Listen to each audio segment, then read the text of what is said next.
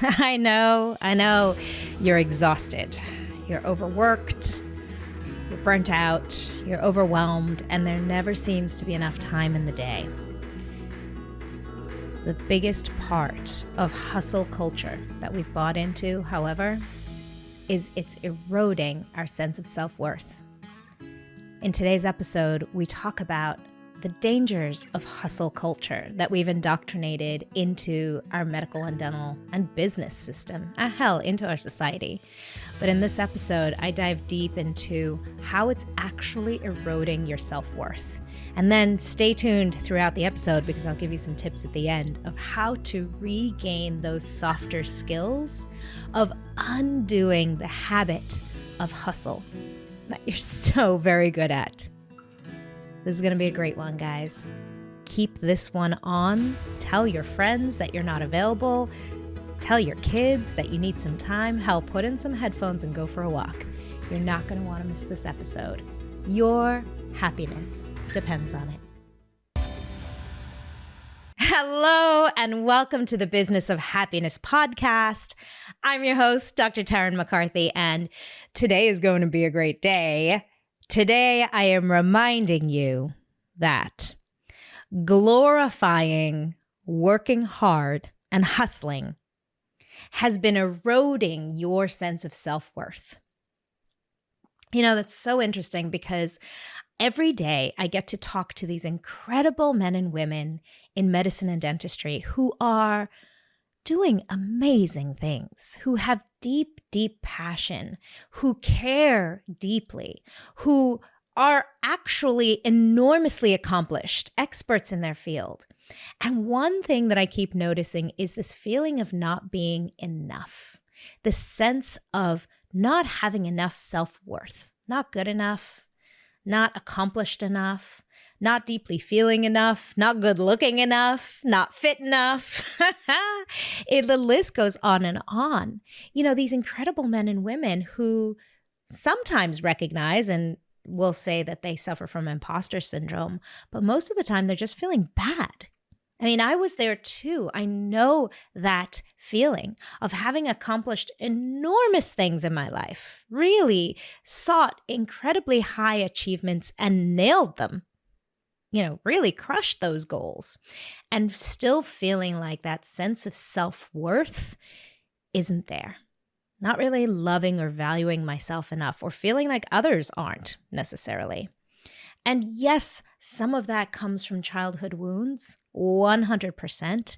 And it's so important for us to heal those and understand those deep subconscious senses of self. And there is a perpetuating of it in our culture, not just in our culture at large here in America, and I'm sure in many other countries, although living in America, I'll only speak to being here. But within the medical and dental system, there's this consistent push, and a glorification of it. The harder you work, the better you are. I think I talked about this on a previous episode, but I can't believe one of the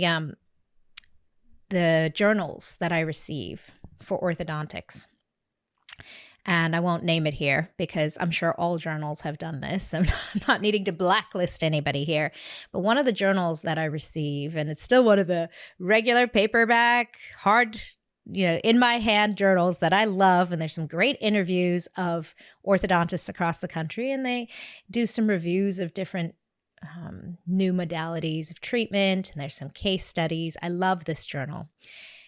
And I'll never forget, about a year ago, there was a leading article, front page article, of this man, an orthodontist, in a wheelchair. So he's wheelchair bound. It's his physical handicap. And yet he's this extremely accomplished orthodontist. And I was fascinated, somebody who's so inspirational. Let me read about somebody who's overcome his limitations. As I was reading the article, I couldn't believe how much glorification of intense, hard, overworking, and hustling he attributed his success to and his encouragement of it. And in a sense, the journal was endorsing this perspective. And I think we do that over and over again, even in the entrepreneurial world. You know, there's that common saying, when you have your own business, you work 100 hours a week to avoid working 40 hours for someone else. And the sense of need to overachieve, overwork, burn ourselves to the ground. And then we wonder why we step back and realize, oh my gosh, I'm so burnt out. The toxicity of this model, of this high intensity overworking model and praising of it and glorification of it, is that it doesn't just occur in our workplace. We tend to take this dynamic, this habit pattern, into all aspects of our lives. And I am saying this not only from observation and from market research and from research in the psychological journal articles, but from my own experience. I know that when I try to hustle, do, more in work, I do the same everywhere. In terms of physical exercise, in terms of keeping my house neat and clean, in terms of parenting, in terms of entertaining, we get to a place where we have a mindset that nothing is good enough. Nothing.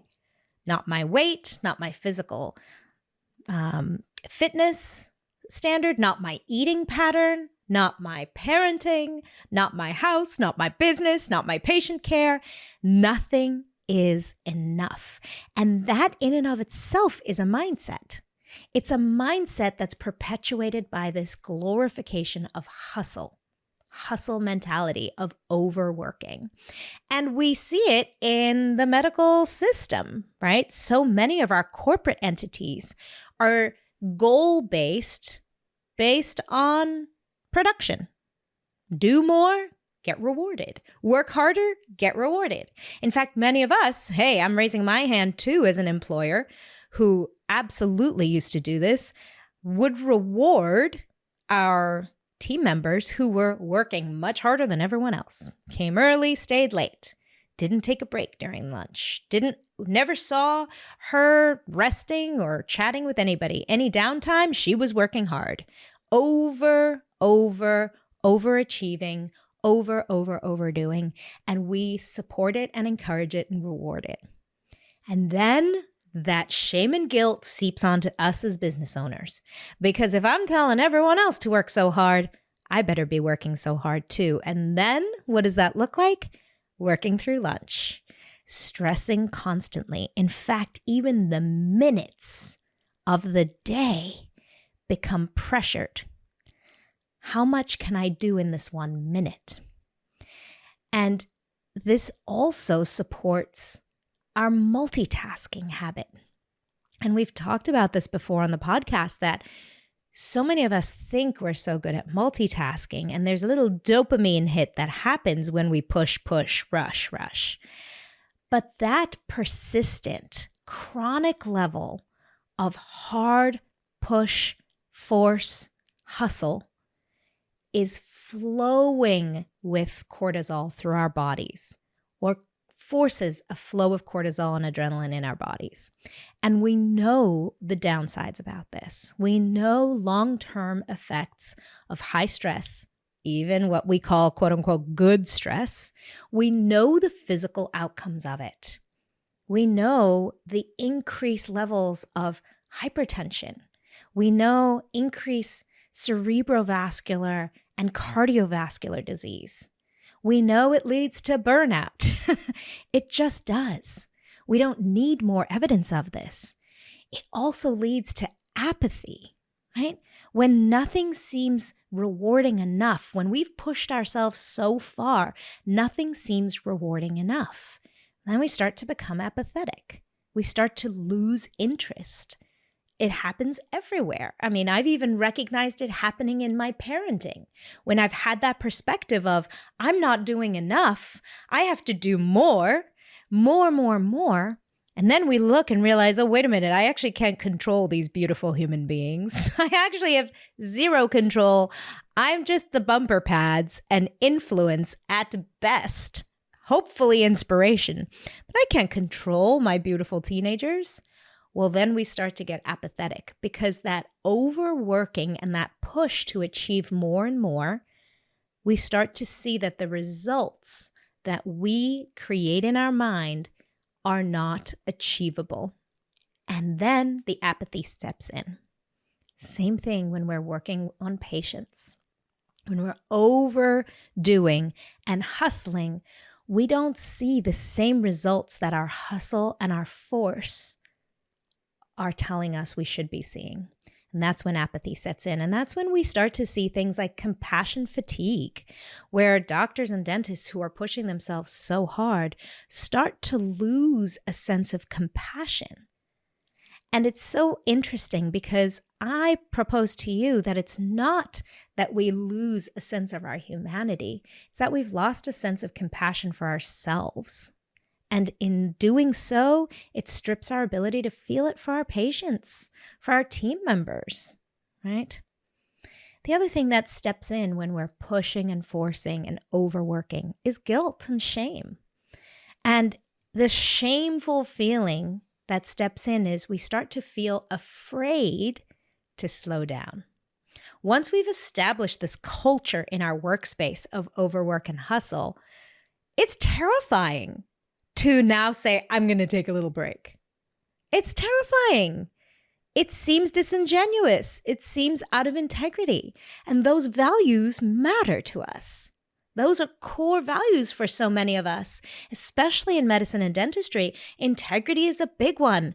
When I say something, I want you to have faith and trust that I'm going to follow through in your care, in your leadership, in your support. We take that so seriously. And so when the shame and guilt steps in, we can't find a way to turn that corner and stop the hustle and stop the push and the force and the hard work. What we also see is when that doesn't happen, when after months and months or years, or in my case, decades, we start to see a decrease in self-care. And we start to see a decrease in relationship attention. Now I'm talking about those intimate relationships. We start to see a decrease in taking care of your body. And that's why I hear one of the biggest complaints from so many of our beautiful colleagues is physical pain. And yes, some of that is due to overuse injuries, but even overuse of, doing the same movement over and over every day, we can combat with specific exercises and stretches. So I'm going to give you an example. All of us drive on the left-hand side of a car. And that's where we live in America, right? On our seats, our driver's seat is on the left-hand side of the car. So every day, repetitively, you are raising your right leg to get into the car and using your left leg to lift your body up so that you can sit on the seat. That is a perpetual, repeated movement that is not balanced on the other side. We're not doing it to the same extent. We're not as passenger often as frequently as we are the driver of the driver's seat, right? But throughout our day, we get other movements. If we allow ourselves stretching, if we allow ourselves to move in different ways, we combat that overuse. So in our workplace, we should be able to do the same thing. We know the stretches. We've had the people coming in, the physical therapists coming in and showing us some ergonomic suggestions of how to sit better, how to stretch. It's just a matter of taking care of ourselves, of making time to do so. And why don't we do it? One reason is because of this overworking culture, this hustle epidemic that's happening in our medical and dental system of do, more. Not just because it's glorified in terms of its success, and it's really the prescription of how to be successful, but because we're always trying to, and here's the point for today's episode, fulfill a sense of self-worth. Doing more, being better. I remember having that feeling of, I want to do my very best for my patients. I want to be the best. In order to tell the community that I am the best orthodontist to come to, I have to feel that way. And in order to feel that way, I have to do that way, was my sense, was my mentality. And what does that mean? That means overdoing, over-providing, over-giving of myself. Hello, my friends. Thank you for listening to another episode of the Business of Happiness podcast. And I want to take a moment to have a conversation with all of the incredible women in my audience who have had this feeling that they are meant for more. I'm inviting you to a 3-day workshop this September. It starts on Sunday, September 24th from 5 to 6 p.m., just 1 hour in your Sunday. And then it continues Monday, the 25th from 7 to 8 p.m. And then again, Tuesday, 7 to 8 p.m., all Eastern Standard Time. It is a totally free workshop, and it is for you if you have felt frustrated, burnt out, overwhelmed, unfulfilled in medicine and dentistry, and you know that you are meant for more. This is so personal to me because this is how I felt for so long. And I invite you to this workshop because it's going to allow you to not only identify with clarity where your purpose lies, because I think sometimes we sit with this meant for more feeling, but we just don't know what it is. And identify for you as well in these 3 days where your blocks and limitations are and where you're not giving yourself permission to actually take action on those dreams. And since this episode was all about working too hard, and if you listen to the episode, you'll have remembered that moment in time that I talked about where I was holding both medicine and dentistry and podcasting and coaching at the same time. Let me tell you, the skills of learning to slow down and take care of yourself are the new way of meant for more. So meant for more does not mean more work. In fact, it's the opposite. How to really stand in your power and your purpose, doing it differently this time. Not burning yourself down to the ground, but loving yourself through it and actually having greater impact because of it. It's going to be amazing. It is free. It is for anyone you know, so invite your friends. I'm going to leave a link in the show notes. If you don't find it there, go to my website, www.thebizofhappinesspodcast. It's happening now in September.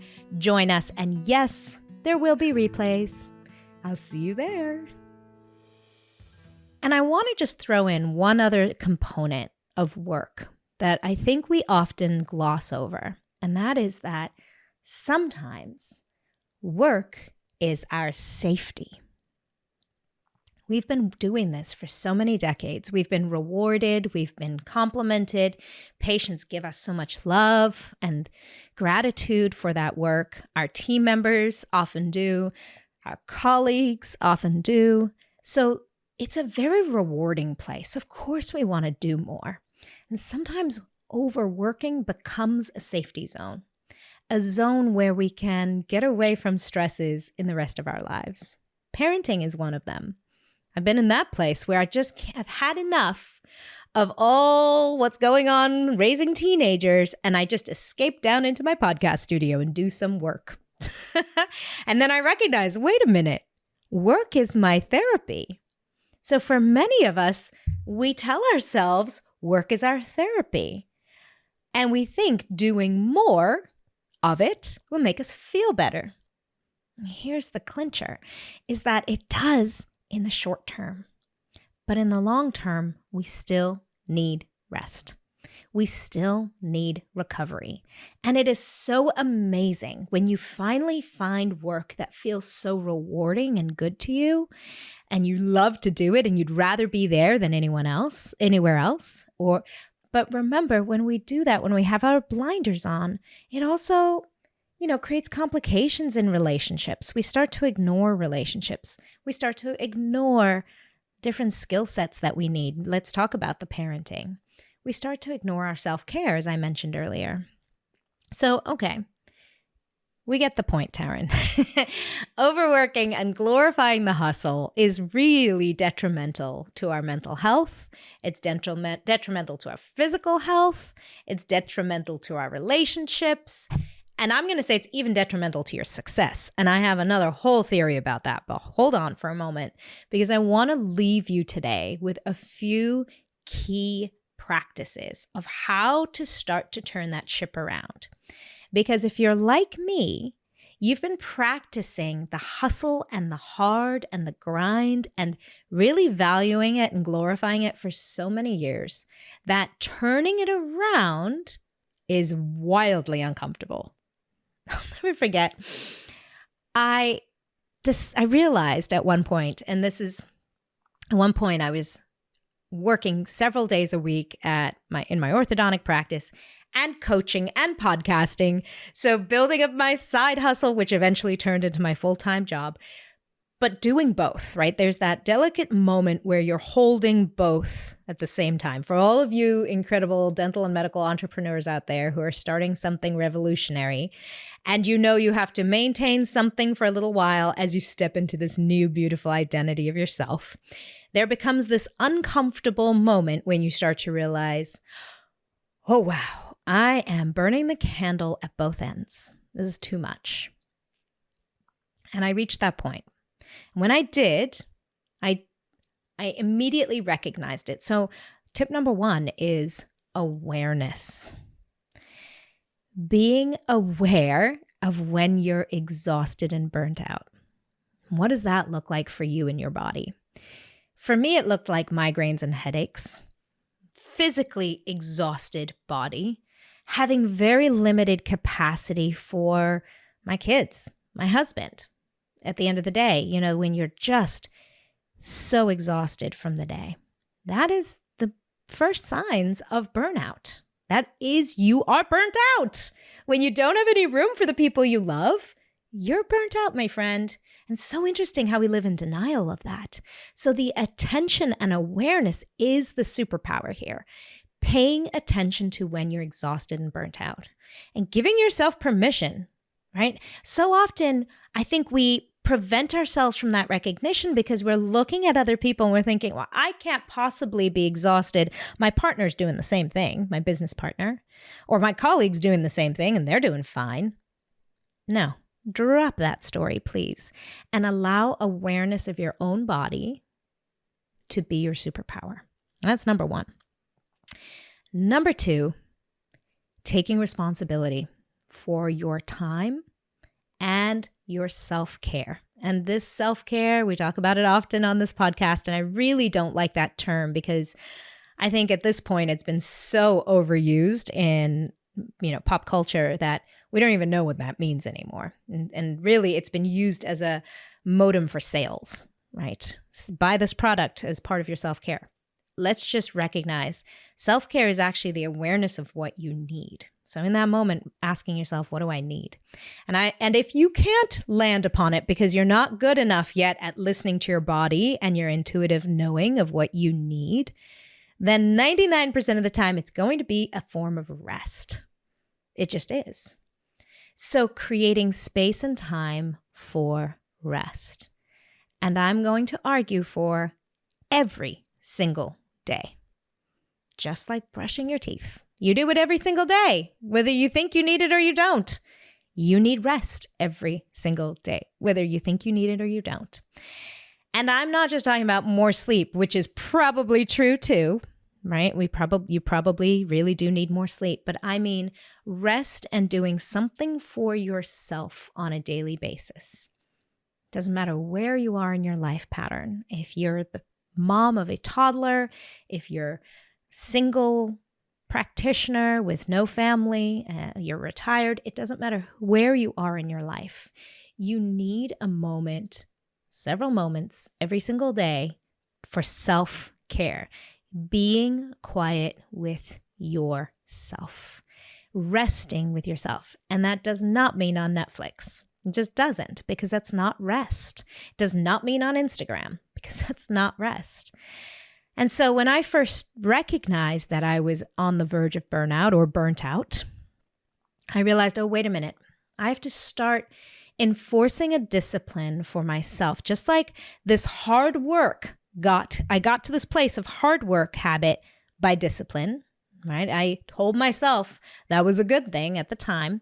Well, now discipline steps in for self-care. And some ways to do that is actually scheduling it on the calendar. So some non-negotiable time. I finish work at 5 to 5:30 is for me. Not for emails, not for getting back to people, not for going grocery shopping and squeezing in one more errand. I see you. Yeah, I know. As you're listening to this podcast, I just could hear you're chuckling because you're like, oh my gosh, I would totally use that time to swing by the pharmacy or pick up the dry cleaning or yes.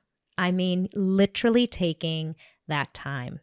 And I wish it could be an hour, right? And for you, it really depends for you what that needs to be. And giving yourself permission for that time every single day. Even when you have perceived urgencies. Tarryn, you don't know, I have little kids and I have older parents and I have to take care of both of them. Enlisting support and help is going to be another beautiful challenge for you to learn, a new beautiful skill. But creating that time on your calendar and scheduling it is critical, and then making it non-negotiable. And if you're like me, when I did that, literally finished work one day. I was finished with my patients. I finished work. I had carved out a full hour before I needed to be anywhere to pick anyone up and do the things after work. And I literally, guys, sat in my parking lot and burst into tears because I didn't know where to go. I didn't know what to do. I had a whole hour and I kept saying to myself, well, what do I do? What do I do? If I can't go grocery shopping, I can't run errands, I can't do something, I can't work out, because even working out is such a great thing and we need to do it. And it's a part of our self-care routine, but it's not an antagonist to the do more hustle. I'm talking about actively teaching your body to slow down. I literally didn't know what to do. So if that's you, I'm going to give you some suggestions because I was reaching out. What do I do with myself? And it's so funny because when I did reach out, I was sitting in the parking lot, tears pouring down my face, texting people, what do you do when you have nothing to do and you don't want to do more? You want to teach your body how to rest and relax. And one of my friends said, take a bath. And I thought, oh my gosh, I haven't taken a bath in 40 years. That sounds so uncomfortable to me. Nope, not into the bath thing. So what's so interesting is as I share these suggestions with you, they might not jive with you. And sometimes it's worth trying, guys, because just because you haven't done it for decades doesn't mean it's not something that you could learn as self-soothing. I love the idea of a bath because when you're in a bath, there's nothing to do. Yes, turn off the podcasts of learning. Put on some music while you're in the bath. Okay, that's one idea. Another idea that I really love is go for a walk in the woods. If you can't go in the woods, go through the city, put your headphones on and put music on. Create time for yourself to move your body. That biambulatory movement actually helps to lower your sympathetic nervous system storm down to parasympathetic nervous system rest and digest. And what a beautiful thing to do at the end of the day before you transition to home. Another great idea is to go sit by some water, flowing water. Whether it's the ocean crashing on the beach or a river flowing gently, and just allow yourself to sit. Just to sit and stare at the water. Another great place is airports. Watching airplanes land and take off again. But here's the only challenge. When you do that, make sure you're not hitting up your phone. Make sure you're not thinking of things to do on your phone. And it's uncomfortable. It's so uncomfortable. Let me just recognize that. Doing nothing is wildly uncomfortable. It's so challenging when you're so used to that hustle, hard. But teaching your body to do this is one of the most beneficial things you can do. And it actually amplifies your impact and your success. And it allows you to sleep better. All of these components of your life that are really challenging, difficulty losing weight, difficulty connecting with your children, difficulty being present with your patients, difficulty connecting and having compassion for your team members, all of these are found in teaching yourself to slow down.